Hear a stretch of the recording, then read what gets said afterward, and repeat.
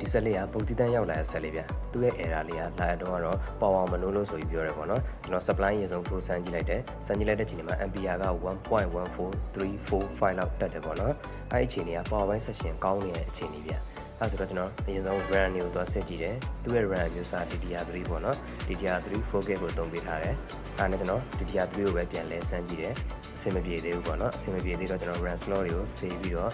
စမ်းကြည့်တယ် RAM slot တွေ save တယ် RAM ကိုလည်းတန်ရှင်းလုပ်ပြီးတော့ပြန်တက်ကြည့်ရပေါ့နော်ပြန်တက်ကြည့်လိုက်တဲ့အချိန်မှာဆက်ကအဆင်ပြေသွားတယ်ဗျကျွန်တော်အခုဆိုဆက်ပြန်လို့ကြည့်ပြီဆက်ပြန်လို့ကြည့်မယ်ပေါ့နော်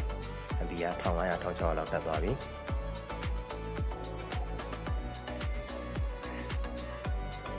ဖန်လဲလဲသွားပြီပေါ့နော်ဖန်လဲလဲသွားပြီဒါဆိုပုံလဲတက်တော့မယ်ပေါ့ကျွန်တော်ပုံတက်မတက်ကိုဘက်ကကတ်လော့မီလင်းမလင်းနဲ့တစ်ချက်စမ်းကြည့်မယ်ပေါ့နော်ဒီဘက်ကကတ်လော့မီလေးနဲ့လင်းသွားပြီပေါ့နော်ဒါဆိုရင်ဒီဆက်လေးက run error ဖြစ်နေတဲ့ဆက်လေးပေါ့